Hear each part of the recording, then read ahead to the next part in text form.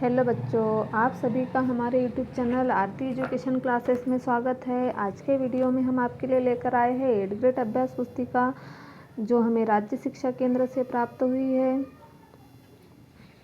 8th grade अभ्यास पुस्तिका में आज हम देखेंगे सामाजिक विज्ञान कक्षा 7। तो आइए बच्चों हम देखते हैं 8th ग्रेड अभ्यास पुस्तिका सामाजिक विज्ञान कक्षा 7 का पाठ 6 नगर व्यापारी और शिल्पी जन। देखिए बच्चों, यहाँ पर सबसे पहले हमें अनुक्रमणिका दी हुई है। अनुक्रमणिका में हम देखेंगे पाठ का क्रमांक, पाठ का नाम और पृष्ठ क्रमांक। यहाँ देखिए इतिहास, भूगोल और सामाजिक एवं राजनीतिक विज्ञान 3 विषय दिए हुए हैं। उसमें हम देखेंगे आज इतिहास का पाठ 6 नगर व्यापारी और शिल्पी जन। पिछले वीडियो में हम आपके लिए लेकर आए थे पाठ 4 मुगल साम्राज्य। इस वीडियो में हम आपके लिए लेकर आए हैं नगर व्यापारी और शिल्पी जन। अगले वीडियो में हम आपके लिए लेकर आएंगे 18वीं शताब्दी में नए राजनीतिक गठन। आइए बच्चों हम देखते हैं पाठ 6 नगर व्यापारी और शिल्पी जन। हम यहाँ पर सबसे पहले प्रश्न उत्तर देखेंगे। अध्याय 6 नगर व्यापारी और शिल्पी जन। देखिए प्रश्न नंबर 1 है, कांसा धातु किन धातुओं के मेल से बनती है। हमारा प्रश्न नंबर 1 क्या है, कांसा धातु किन धातुओं के मेल से बनती है। इसमें किन वाद्य यंत्र जैसी ध्वनि उत्पन्न होती है। जो कांसा धातु है वह किस धातु के मेल से बनती है और इनमें किस वाद्य यंत्र जैसी ध्वनि उत्पन्न होती है। तो यहाँ पर देखिए इतिहास का पाठ्य पुस्तक के पृष्ठ क्रमांक 77 में इसका उत्तर मिलेगा हमें। देखिए कांसा एक मिश्र धातु होती है। कांसा क्या होती है, एक मिश्र धातु होती है जो तांबे और टीन के मेल से बनती है। जो क्या है, तांबे और टीन के मेल से बनती है। इसमें घंटे जैसी ध्वनि उत्पन्न होती है। इसमें क्या होता है, घंटे जैसी ध्वनि उत्पन्न होती है। घंटा धातु में रांगे का अनुपात किसी भी अन्य किस्म के कांसे से अधिक होता है, इसलिए यहाँ घंटे जैसी ध्वनि यहाँ पर उत्पन्न होती है। तो प्रश्न नंबर 1 का उत्तर हमने लिख दिया बच्चों। आइए बच्चों हम देखते हैं प्रश्न नंबर 2।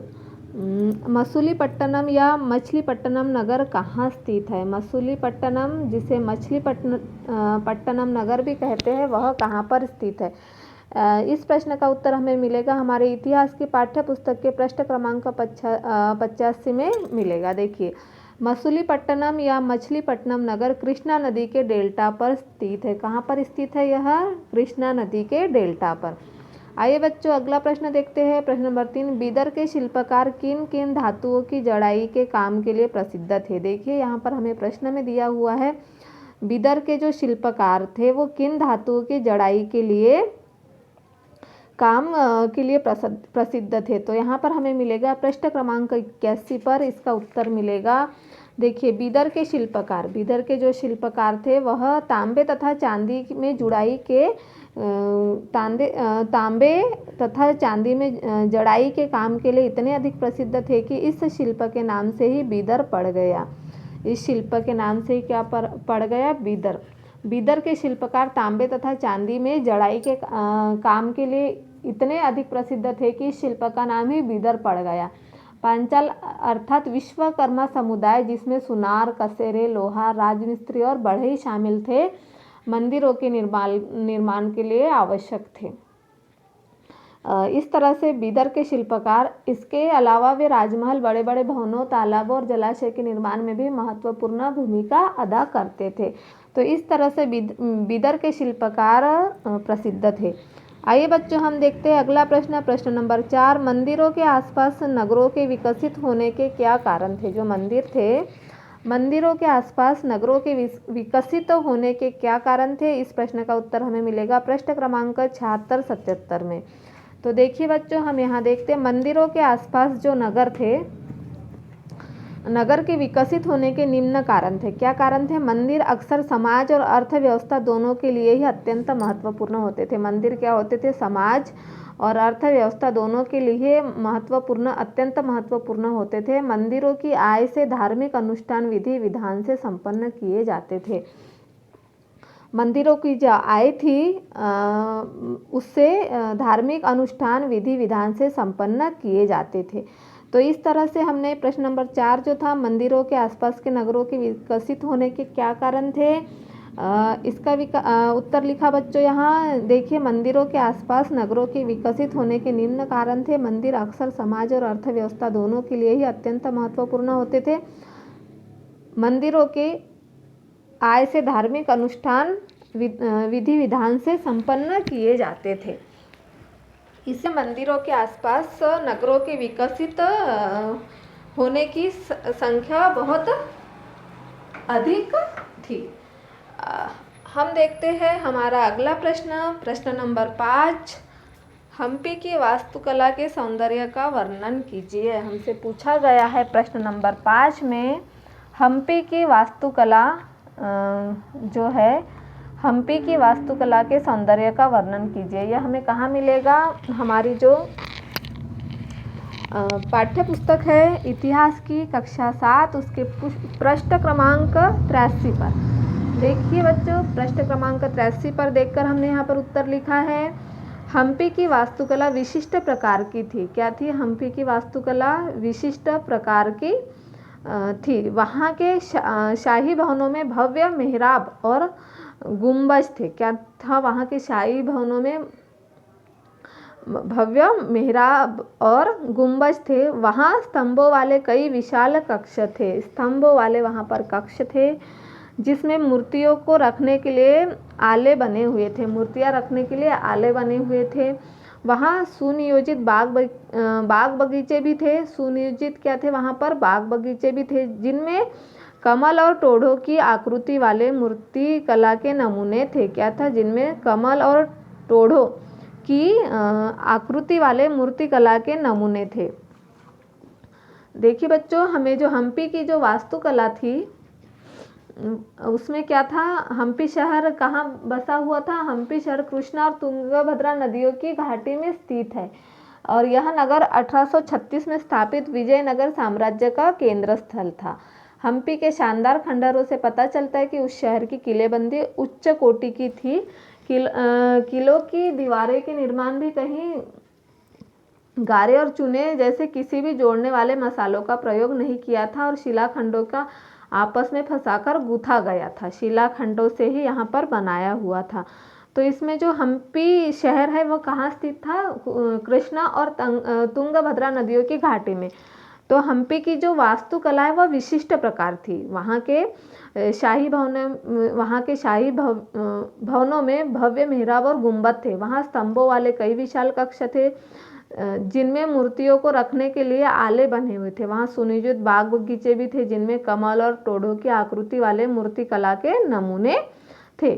तो इस तरह से जो हम्पी की वास्तुकला है विशेष सौंदर्य का वर्णन था। वहाँ पर विशेष तरह का सौंदर्य था जिसका वर्णन हमने हमारा प्रश्न क्रमांक 5 इसमें आपको लिखवाया है। आप इसे अपनी 8th ग्रेड अभ्यास पुस्तिका में नोट कर लीजिए बच्चों। अब हम देखते हैं अगला प्रश्न नंबर 6।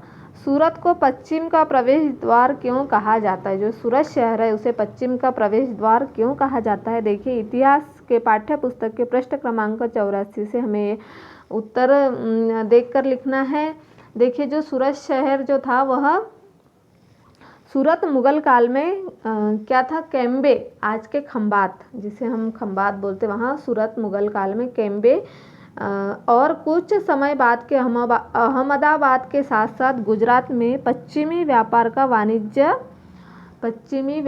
वाणिज्य केंद्र बन गया।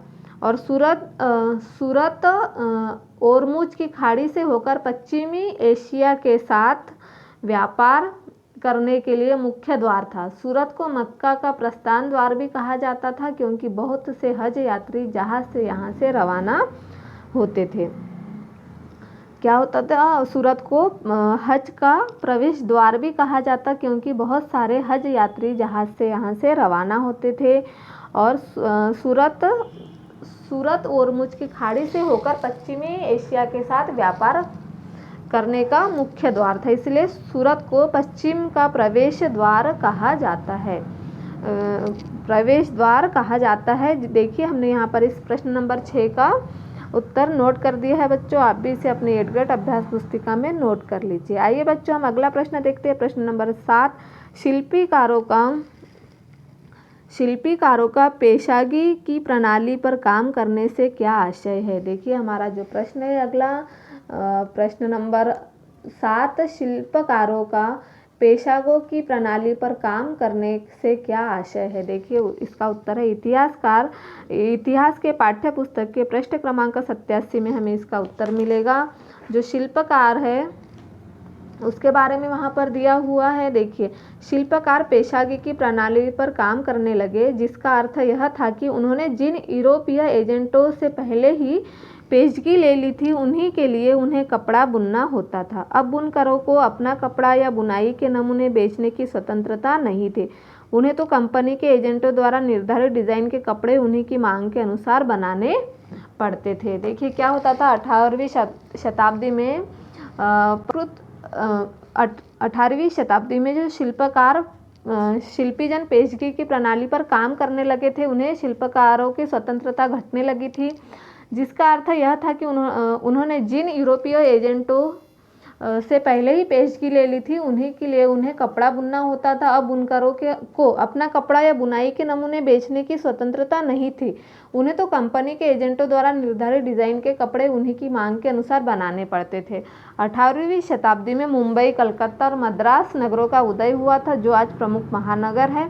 शिल्प और वाणिज्य में बड़े बड़े परिवर्तन आए जब बुनकर जैसे कारीगर और सौदागर यूरोपीय कंपनियों द्वारा इन नए नगरों में स्थापित ब्लैक टाउन्स में स्थानांतरित हो गए। ब्लैक यानी देसी व्यापारी और शिल्पकारों को इन ब्लैक टाउन्स में सीमित कर दिया गया। तो क्या हो गया, शिल्पकारों को पेशगी की प्रणाली पर काम करने लगे तो उन्हें अपने कपड़ा बेचने की स्वतंत्रता नहीं थी। उन्हें कंपनी के एजेंटों द्वारा ही निर्धारित डिजाइन के कपड़े उन्हीं की मांग के अनुसार बनाने पड़ते थे। तो इस तरह से जो शिल्पकारों की पेशगी की प्रणाली पर काम करने का आशय जो था वह हमने आपको यहाँ पर लिख दिया है बच्चों। आप इसे अपनी 8th ग्रेड अभ्यास पुस्तिका में नोट कर लीजिए। आइए बच्चों अगला प्रश्न देखते हैं। प्रश्न नंबर 8, 10वीं शताब्दी के अभिलेखों के अनुसार किन किन वस्तुओं पर कर लगाया जाता था। देखिए प्रश्न नंबर 8 जो है हमारा 10वीं शताब्दी के अभिलेखों के अनुसार किन किन वस्तुओं पर कर लगाया जाता था। यहाँ पर दिया हुआ इतिहास के पाठ्य पुस्तक के पृष्ठ क्रमांक 79 के उत्तर में पृष्ठ पर हमें देखना है। जो 10वीं शताब्दी के अभिलेखों अनुसार शक्कर और गुड़, रंग, धागा, रुई, नारियल, नमक, सुपारी, मक्खन, तिल के तेल और कपड़े पर कर लगाए जाते थे। देखिए शक्कर, गुड़, रंग, धागा, रुई, नारियल, नमक, सुपारी, मक्खन, तिल के तेल पर और कपड़े पर कर लगाए जाते थे। इसके अलावा व्यापारियों पर धातु की चीज़ें बेचने वाले आसव को तेल, पशु चारे और अनाज के बोरों पर भी कर लगाए जाते थे। और इनमें से कुछ कर तो वस्तु रूप में और कुछ अन्य नगद के रूप में वसूले जाते थे। देखिए कुछ वस्तु के रूप में, वस्तु के बदले उन्हें कर के बदले कुछ वस्तु देना होता था और कुछ कर ऐसे थे जिन्हें नगद रुपए वसूले हो जाते थे। तो शक्कर, गुड़, रंग, धागा, रुई, नारियल, नमक, सुपारी, मक्खन, तिल के तेल और तेल पर और कपड़े पर लगाए जाते थे। इसके अलावा व्यापारियों पर धातु की चीज़ें बेचने वाले, तेल बेचने वाले, पशु चारे और अनाज के बोरों पर भी कर लगाए जाते थे। तो इस तरह 10वीं शताब्दी के अभिलेखों अनुसार इन वस्तुओं पर कर लगाया जाता था। इस प्रश्न का उत्तर हमने 8th ग्रेड अभ्यास पुस्तिका में नोट कर दिया है बच्चों। आप इसे अपनी 8th ग्रेड अभ्यास पुस्तिका में नोट कर लीजिए। आइए बच्चों हम अगला प्रश्न देखते हैं। प्रश्न नंबर 9, इस काल में काबुल की प्रसिद्धि के क्या कारण थे, लिखिए। जो ये काल था 18वीं शताब्दी का, इस काल में काबुल की प्रसिद्धि के क्या कारण थे। देखिए उत्तर है काबुल अपने पहाड़ी और विषम भूदृश्य के साथ 16वीं शताब्दी से राजनीतिक और वाणिज्यिक दृष्टि से महत्वपूर्ण बन गया। काबुल सुप्रसिद्ध रेशम मार्ग से जुड़े हुए थे, साथ ही घोड़ों का व्यापार भी मुख्य रूप से इसी मार्ग से होता था, इसलिए इस काल में काबुल प्रसिद्ध था। देखिए काबुल अपने पहाड़ी और विषम भूदृश्य के साथ 16वीं शताब्दी से राजनीतिक और वाणिज्यिक जो दृष्टि थी उससे महत्वपूर्ण बन गया। काबुल सुप्रसिद्ध रेशम मार्ग से जुड़े हुए थे, इसीलिए इस काल में काबुल प्रसिद्ध था। जैसे काबुल से मेवे, खजूर, गलीचे, रेशमी कपड़े और ताजे फल ऊँटों पर लाद कर लाए जाते थे और उपमहाद्वीप पर उन्हें तथा अन्य भागों में बेचे जाते थे। इसके अलावा यहाँ पर सूखे मेवे, खजूर, गलीचे आदि चीज़ें भी यहाँ पर बेची जाती थी। और यहाँ पर क्या था, काबुल और कांधार सुप्रसिद्ध रेशम मार्ग से जुड़े हुए थे। साथ ही घोड़ों का व्यापार भी मुख्य रूप से इस मार्ग से होता था।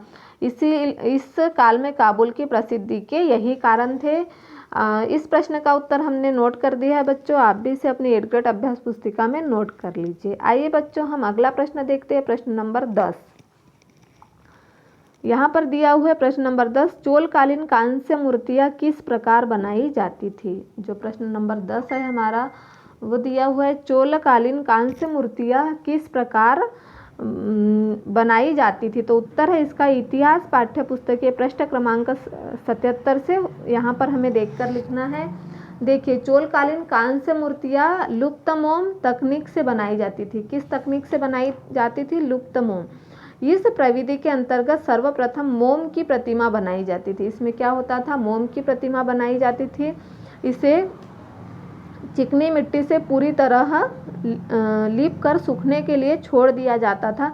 जब वह पूरी तरह सूख जाती थी तो उसे गर्म किया जाता था। इस प्रकार चोलकालीन कांस्य मूर्तियाँ बनाई जाती थी। जो प्रश्न है हमारा प्रश्न नंबर 10, उसका उत्तर हमने पृष्ठ क्रमांक 77 से देखकर लिखा है। इसमें दिया हुआ है कि चोलकालीन कांस्य मूर्तियाँ लुप्त मोम तकनीकी से बनाई जाती थी। उस तकनीकी का नाम क्या था? लुप्त मोम।